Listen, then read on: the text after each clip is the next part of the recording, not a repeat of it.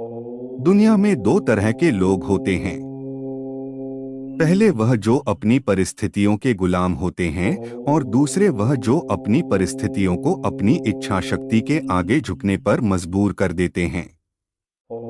क्या आपने कभी सोचा है कि एक ओलंपिक एथलीट, एक विश्व प्रसिद्ध संगीतकार या एक शांत शाओलिन मॉन्क के बीच ऐसा कॉमन पैटर्न है जिसे 99% लोग मिस कर देते हैं? एक ऐसा स्केरियस्ट माइंडसेट, यह एक ऐसा मानसिक स्तर है जहां मन आपको डराना बंद कर देता है और आप कठिन से कठिन चीजें कर जाते हो। अगर आप एवरेज लेवल से बोर हो चुके हो और नए लेवल पर जीना चाहते हो, अगर आप अपनी औसत जिंदगी से ऊब चुके हैं, अगर आप उस कंफर्ट जोन की दीवारों को तोड़ना चाहते हैं जिसने आपको सालों से कैद कर रखा है, तो यह वीडियो आपके लिए है। मैं आपको उस कैरियस्ट माइंडसेट के 5 रूल्स बताने वाला हूं जो एक साधारण इंसान से एक अनस्टॉपेबल फोर्स में बदल देंगे, आपको कंफर्ट जोन की धज्जियां उड़ाने पर मजबूर कर देंगे। खुद से जीतने वालों को मेरा नमस्कार और प्रणाम। सबसे पहला mindset, stop negotiating with weak mind. अब न्यूरो साइंस ने एक शॉकिंग बात पता की है। विल पावर फीलिंग से कहीं ज्यादा है। यह आपके दिमाग का एक फिजिकल हिस्सा है जिसके साइज को नापा जा सकता है। आपके दिमाग के भीतर बीचों बीच बैठा है एमसीसी, जिसे एंटीरियर मिडसिंगुलेट कॉर्टेक्स कहा जाता है। वैज्ञानिकों ने पाया है कि यह हिस्सा केवल एक विचार नहीं बल्कि एक फिजिकल अंग की तरह है जिसे मापा जा सकता है। जब आप कोई ऐसा काम करते हैं जिसे करने का आपका मन नहीं है, जब ऐसे सुबह 4 बजे उठना, ठंडे पानी से नहाना या जिम में आखिरी सेट लगाना, तो आपका एएमसीसी बड़ा होने लगता है। जब आप फ्रिक्शन को अपनी मर्जी से एक्सेप्ट करते हो, तब ब्रेन का यही हिस्सा ग्रो करता है। एंड्योरेंस एथलीट्स में एएमसीसी सबसे बड़ा होता है।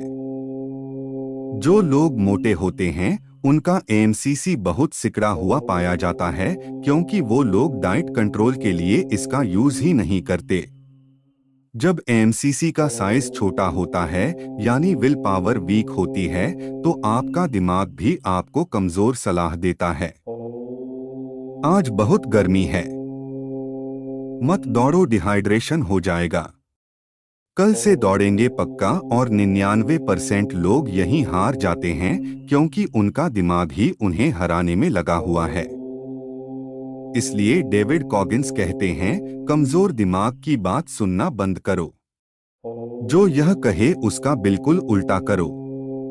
रजर दैट प्रोटोकॉल, जैसे ही दिमाग लॉजिक दे कि यह काम मत करो, चोट लग जाएगी, समय वेस्ट होगा, तो मुस्कुराते हुए कहो रजर दैट, यानी तुम्हारा मैसेज मिल गया, और फिर वही कठिन काम करो। स्माइल करना जरूरी है क्योंकि इससे नेगेटिव पैटर्न टूटता है।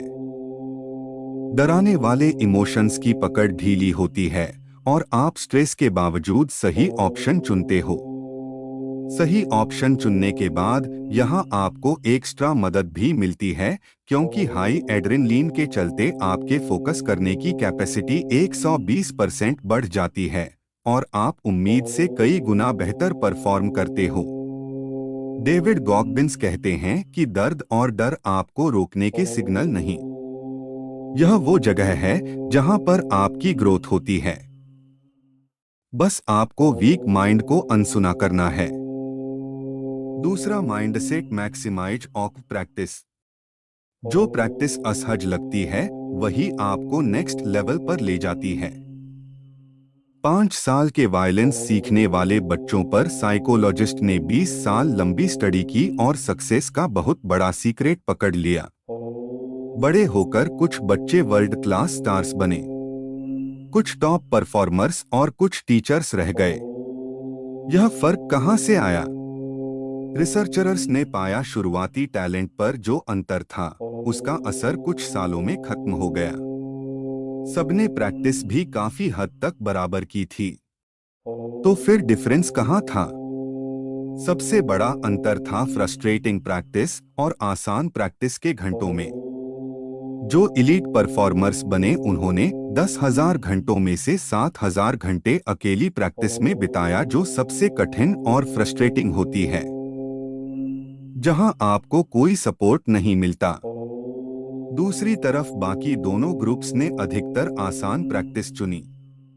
टॉप परफॉर्मर्स ने 4,500 घंटे और टीचर्स ने सिर्फ 3,000 घंटे अकेले प्रैक्टिस की। दोस्तों, आप समझ गए होंगे ऑकवर्ड प्रैक्टिस सक्सेस का सीक्रेट है। जब आप वो प्रैक्टिस करते हो जहां आप कई बार गलती करते हो, मुश्किल से सीखते हो, जहां आके आपको लगता है कि मैं कितनी गलतियां कर रहा हूं, मैं लायक भी हूं या नहीं। इसी लेवल की प्रैक्टिस से आप भीड़ को बाय बाय कर देते हो, क्योंकि अधिकतर लोगों का ईगो इस लेवल की प्रैक्टिस सहन नहीं कर पाता। वो केवल वही प्रैक्टिस करते हैं जो उन्हें बेहतर फील करवाती है। लेकिन यहाँ पर ग्रोथ बहुत धीमी है। एलिट लेवल पर परफॉर्म करने के लिए आपको एक शिफ्ट करना पड़ेगा। अगर 8 घंटे मेहनत करते हैं तो उसमें कम से कम 3 घंटे ऐसे रखो जहां आपको सच में स्ट्रगल करना पड़े। खुद से कहो, मैं प्रैक्टिस के बाद नहीं, प्रैक्टिस के बीच में इंप्रूव होऊंगा। जब आपको खुद पर शक हो कि मैं कर पाऊंगा या नहीं, यही प्रैक्टिस आपका माइंडसेट, आपकी पर्सनालिटी बदलती है। अगला माइंडसेट है use the power of intention. अगर दिन के अंत में आपको महसूस होता है कि आज क्या हुआ कुछ पता नहीं चला, हाँ कुछ काम किया था, कुछ खाया था, पर ज्यादा कुछ याद नहीं, तो समझ जाओ कि आपका दिमाग लाइफ स्किप कर रहा है।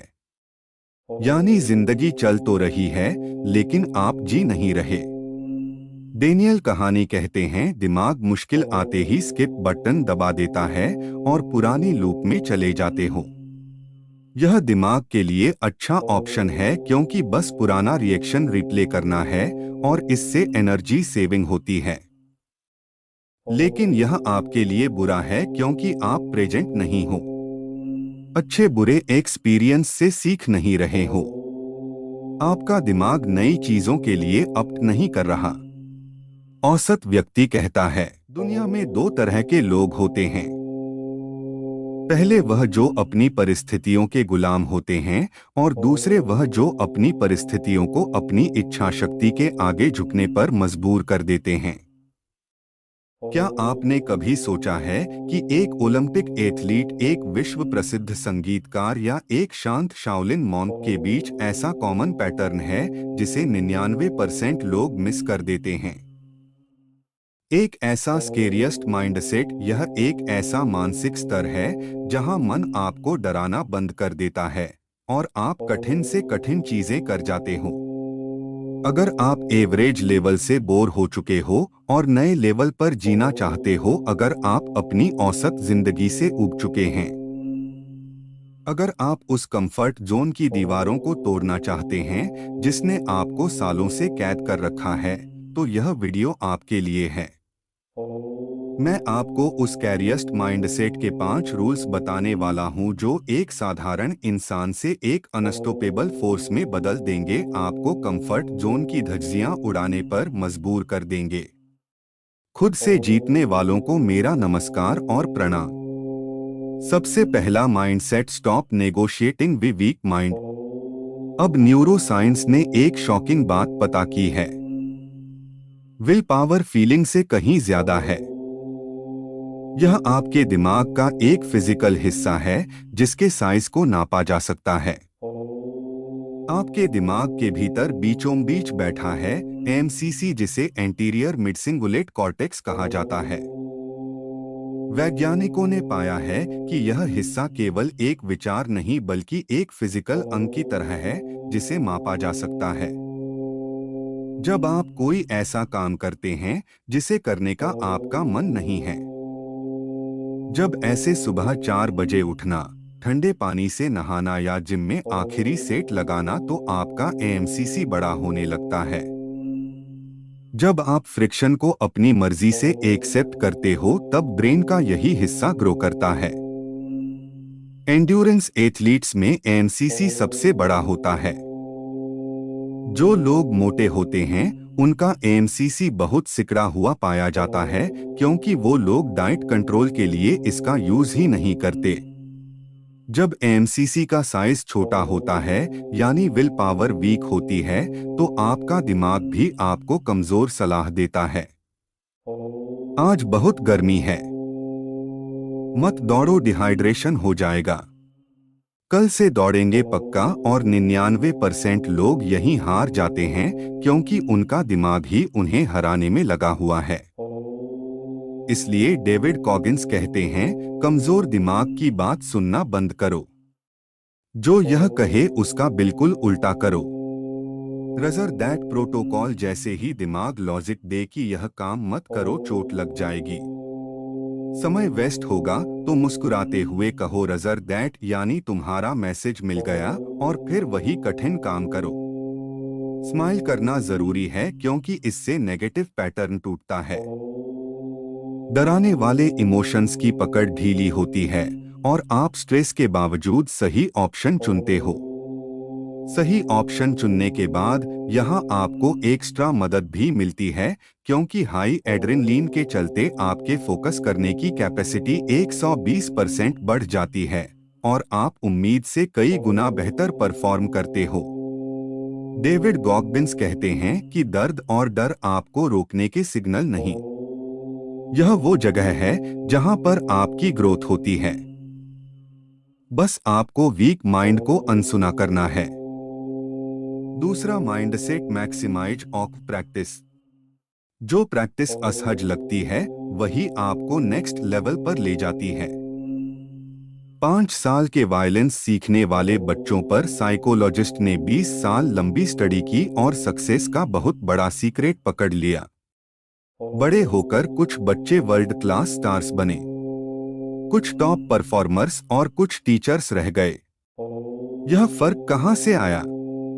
रिसर्चर्स ने पाया शुरुआती टैलेंट पर जो अंतर था उसका असर कुछ सालों में खत्म हो गया। सबने प्रैक्टिस भी काफी हद तक बराबर की थी। तो फिर डिफरेंस कहाँ था?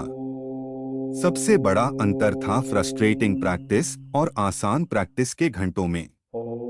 जो इलीट परफॉर्मर्स बने उन्होंने 10,000 घंटों में से 7,000 घंटे अकेली प्रैक्टिस में बिताया, जो सबसे कठिन और फ्रस्ट्रेटिंग होती है, जहां आपको कोई सपोर्ट नहीं मिलता। दूसरी तरफ बाकी दोनों ग्रुप्स ने अधिकतर आसान प्रैक्टिस चुनी। टॉप परफॉर्मर्स ने 4,500 घंटे और टीचर्स ने सिर्फ 3,000 घंटे अकेले प्रैक्टिस की। दोस्तों, आप समझ गए होंगे ऑकवर्ड प्रैक्टिस सक्सेस का सीक्रेट है। जब आप वो प्रैक्टिस करते हो जहां आप कई बार गलती करते हो, मुश्किल से सीखते हो, जहां आके आपको लगता है कि मैं कितनी गलतियां कर रहा हूं, मैं लायक भी हूं या नहीं। इसी लेवल की प्रैक्टिस से आप भीड़ को बाय बाय कर देते हो क्योंकि अधिकतर लोगों का ईगो इस लेवल की प्रैक्टिस सहन नहीं कर पाता। वो केवल वही प्रैक्टिस करते हैं जो उन्हें बेहतर फील करवाती है। लेकिन यहाँ पर ग्रोथ बहुत धीमी है। एलिट लेवल पर परफॉर्म करने के लिए आपको एक शिफ्ट करना पड़ेगा। अगर 8 घंटे मेहनत करते हैं तो उसमें कम से कम 3 घंटे ऐसे रखो जहां आपको सच में स्ट्रगल करना पड़े। खुद से कहो, मैं प्रैक्टिस के बाद नहीं, प्रैक्टिस के बीच में इंप्रूव होऊंगा। जब आपको खुद पर शक हो कि मैं कर पाऊंगा या नहीं, यही प्रैक्टिस आपका माइंडसेट, आपकी पर्सनालिटी बदलती है। अगला माइंडसेट है use the power of intention. अगर दिन के अंत में आपको महसूस होता है कि आज क्या हुआ कुछ पता नहीं चला, हाँ कुछ काम किया था, कुछ खाया था पर ज्यादा कुछ याद नहीं, तो समझ जाओ कि आपका दिमाग लाइफ स्किप कर रहा है। यानी जिंदगी चल तो रही है लेकिन आप जी नहीं रहे। डेनियल कहानी कहते हैं, दिमाग मुश्किल आते ही स्किप बटन दबा देता है और पुरानी लूप में चले जाते हो। यह दिमाग के लिए अच्छा ऑप्शन है क्योंकि बस पुराना रिएक्शन रिप्ले करना है और इससे एनर्जी सेविंग होती है। लेकिन यह आपके लिए बुरा है क्योंकि आप प्रेजेंट नहीं हो। अच्छे बुरे एक्सपीरियंस से सीख नहीं रहे हो। आपका दिमाग नई चीजों के लिए अप्ट नहीं कर रहा। औसत व्यक्ति कहता है, मुश्किल आते ही दिमाग प्रेजेंट को स्किप कर देता है। इसलिए टास्क से पहले कहो कि मैं अगले 15 मिनट 100% प्रेजेंट रहूंगा और इस एक स्किल को इम्प्रूव करूंगा। चौथा, ट्रेन योर माइंड। माइंड को बहाने की मशीन नहीं बल्कि पावर बनाओ। इसके लिए क्लीन मेंटल डाइट अपनाओ, यानी एक्सट्रीम कंटेंट डिटॉक्स। दूसरा, माइंडफुलनेस से सांस को एंकर बनाओ। पांचवा, use invisible force of honour. Honour को डिसाइड करो और इसे हर हाल में फॉलो करो, क्योंकि ऑनर आपको बेस्ट का भी बेस्ट करने को मजबूर करता है। छठवां पॉइंट है, नर्क के सीईओ बन जाओ। यहाँ पर आराम मत ढूंढो, सिर्फ एक वेरिएबल चुनो और उस पर डेली अटैक करो। जो भी छोटा काम करो, ऐसे काम करो कि जैसे इस पर जान की दाव लगी है। दोस्तों, सेल्फ टॉक बदलना वो फ्री अपडेट है जो आपके सॉफ्टवेयर को 100 गुना इंप्रूव कर सकता है। असली जिंदगी कंफर्ट जोन के बाहर शुरू होती है। आज से, अभी से खुद से एक वादा करें, अपनी सेल्फ टॉक बदलें। अपने दिमाग को एक बहाना बनाने वाली मशीन से एक पावर हाउस में बदलें। याद रखें, हिम्मत, हरकत, होशियारी हम जीतेंगे। खुद से जीतने वालों को मेरा सलाम और प्रणाम। मिलते हैं एक और नए वीडियो में, तब तक इम्प्रूव योर सेल्फ। नमस्कार।